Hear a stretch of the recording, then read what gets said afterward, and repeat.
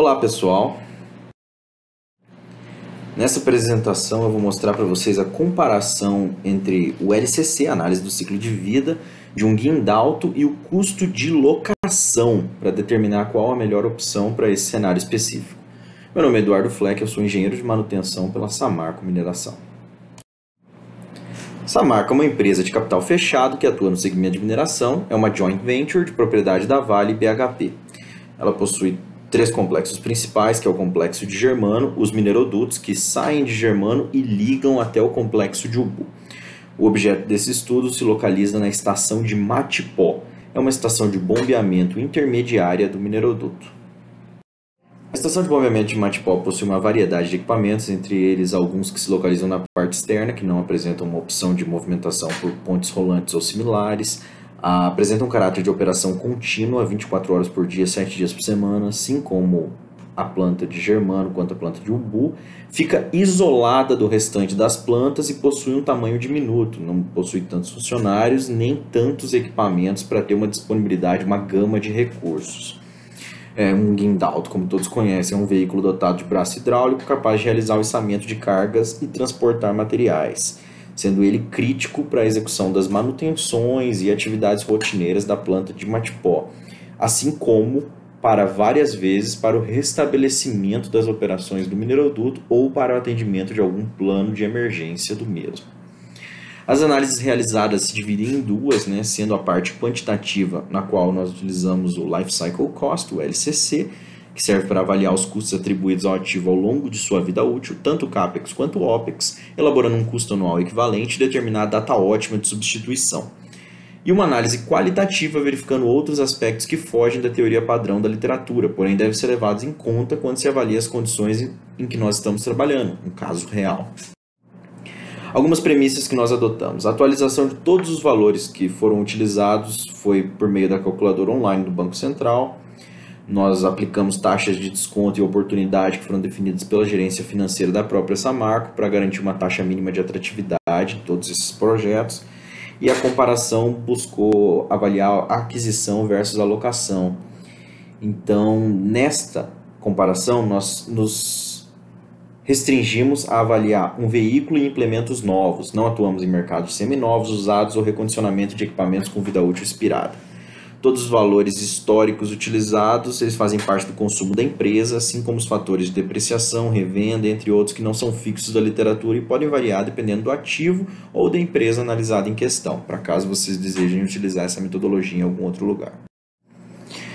Para a parte de CAPEX, nós iniciamos com uma avaliação de aquisição e revenda. O valor de aquisição. Primeiramente, nós tivemos que fazer os levantamentos das demandas da área. Então, raio, capacidade de carga, condições de trabalho, a carroceria especial que o mineroduto da Samarco necessita para transporte de containers, cotação com fornecedores foi executada, avaliando caminhão, implemento, todos os adicionais de segurança que a Samarco exige, como inclinômetro, controle, guincho, semáforo, etc., além dos custos de adequação da própria carroceria. Com isso, nós obtemos o valor de aquisição, porém, dentro do CAPEX também deve ser avaliado o valor de revenda, pois ao término da vida útil, haja vista que a metodologia é um custo do ciclo de vida do ativo, deve ser avaliado também este custo de revenda. Para tanto, foram admitidas mais algumas premissas com base em que, no Brasil, é sabido que há uma alta desvalorização de veículos logo após sua aquisição e, considerando o trabalho na indústria pesada, utilizamos 40% de desvalorização no primeiro ano e 25% nos anos subsequentes, que são dados pelas equações abaixo. Então, ainda na parte de CAPEX, foi avaliada a perda de valor anual. Isso quer dizer o quê? Para cada ano a mais que nós continuemos operando com este equipamento, ele está tendo uma perda neste valor de revenda. Então, este é o custo da perda de valor. Caso operemos no ano 0, nós teoricamente temos o valor de aquisição. No ano 1, nós já temos 40% a menos. No ano 2, nós temos 25% a menos do que o ano 1. E essa perda é incremental. Então, todos esses dados que nós citaremos de custos foram todos planilhados para ficar de uma forma mais fácil para tratá-lo. Ainda no CAPEX foi avaliado o custo de oportunidade do capital. Todos os anos que o capital continua imobilizado no ativo e não está disponível para aplicações ou outros investimentos, ele deve ser levado em consideração como um custo de oportunidade para a empresa que está alocando dinheiro nele. Então nós verificamos o custo da perda de valor, mas esse valor restante que eu não perdi, se eu vendesse imediatamente, ele geraria um custo de oportunidade. Então ele deve ser levado em conta também, esta rentabilidade que está deixando de ser perdida por não ser vendido imediatamente no ano 2, ou no ano 3, ou no ano 4, e assim com o passar dos anos. Ainda dentro do CAPEX, há também os benefícios fiscais, que ao invés de jogar como custo, ele joga do outro lado, ou seja, reduzindo do custo. Pois na hora que fazemos a aquisição, nós temos o investimento inicial, mas nós temos a depreciação fiscal, que ela é lançada como custo e reduz o imposto de renda pago, é normatizado pela Receita Federal. Conforme a área financeira, a Samarco pode adotar a depreciação em 10 anos. A depreciação pode ser utilizada para deduzir parte do imposto e da contribuição social. Assim, a gente tem um benefício fiscal que é igual a depreciação anual multiplicado pela alíquota de imposto. Com os dados de CAPEX, nós realizamos o custo anual e o valor presente líquido. No custo de capital por ano, basicamente o que nós realizamos é o custo da perda de valor, o custo de oportunidade e o benefício fiscal sendo subtraído ano a ano. Ou seja, como eu mencionei que é mais fácil de fazer numa planilha, linha 1, tempo, o ano 1. Linha 2, ano 2. Linha 3, ano 3. E assim sucessivamente, porque esses custos vão variando com cada ano. Valor presente do custo de capital.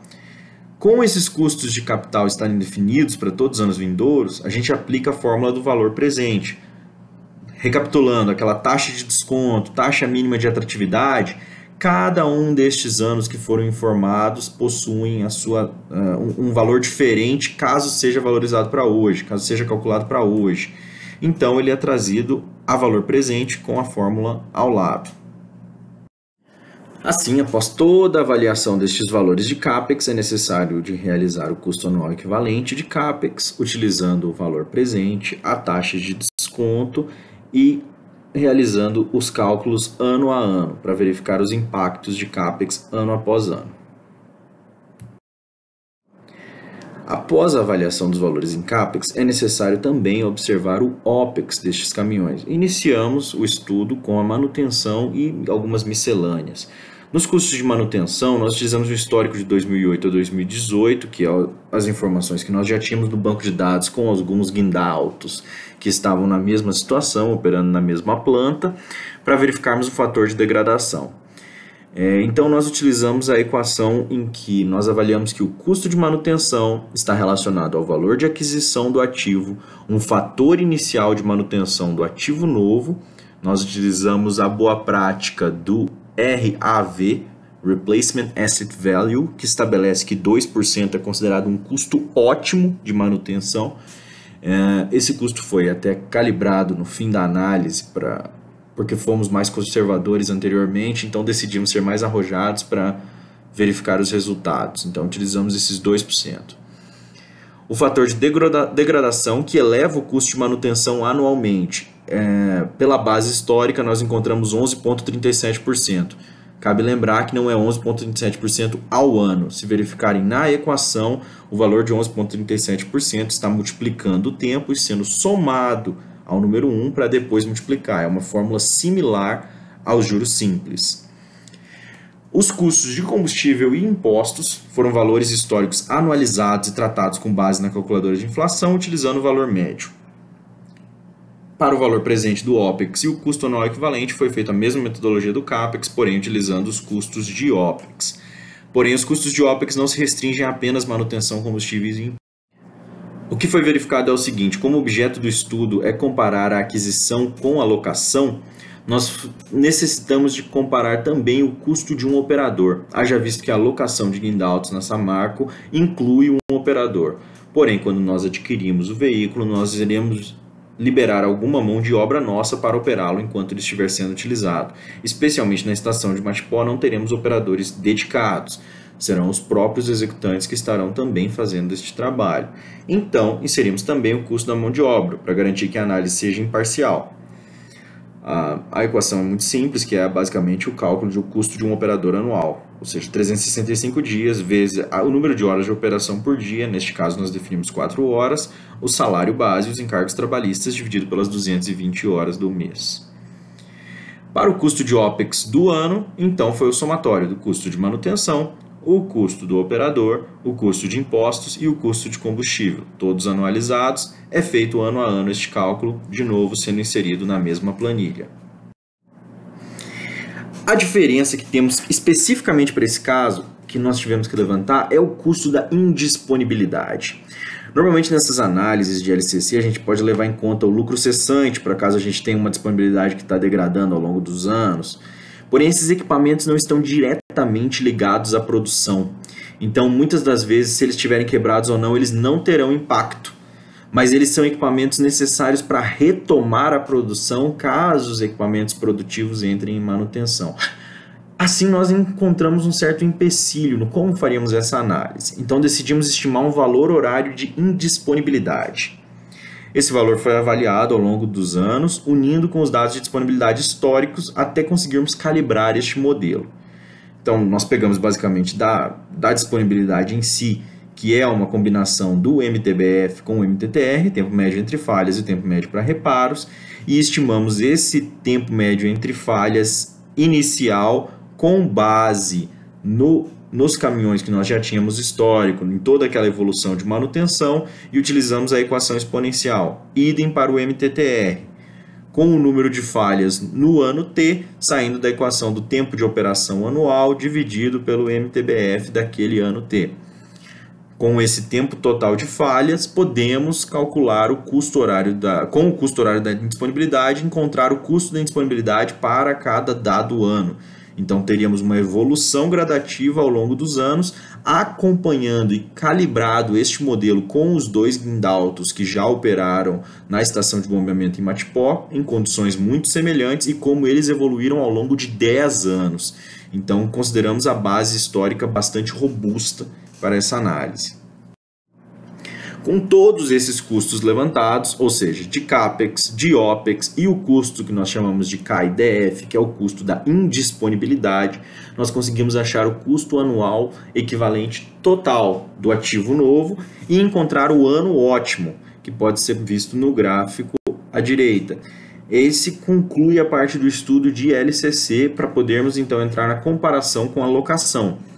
Nessa análise, onde a curva em azul é o custo anual equivalente total, pode ser visto que o ano 7 é o ano mais vantajoso para a empresa. Isso quer dizer o quê? A cada 7 anos deve-se trocar o caminhão, pois principalmente o custo da indisponibilidade, devido às falhas excessivas que ele tem, acabam se tornando muito recorrentes e problemáticas para a empresa.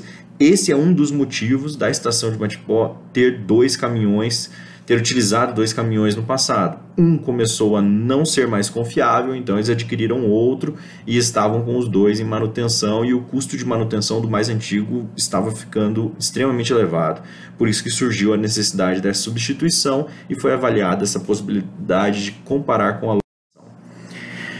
Para a locação, o cálculo é muito mais simples. Nós utilizamos os valores que nós já possuíamos contratuais no passado. De todos eles, nós pegamos o pior caso e reajustamos com a inflação. Então, fomos extremamente conservadores no que tange a locação, porque nós vimos que estava ganhando majoritariamente de forma muito fácil. E esse valor era mensal, então basicamente multiplicamos por 12 para achar o custo de locação anual. Fizemos a mesma coisa para VPL, para trazer para o valor presente líquido, no ano ótimo da aquisição, que é o ano 7. Comparamos o VPL da locação em 7 anos com o VPL da aquisição neste ano ótimo, e com isso podemos concluir que havia uma economia de mais de 5% na locação frente à aquisição para este objeto de estudo.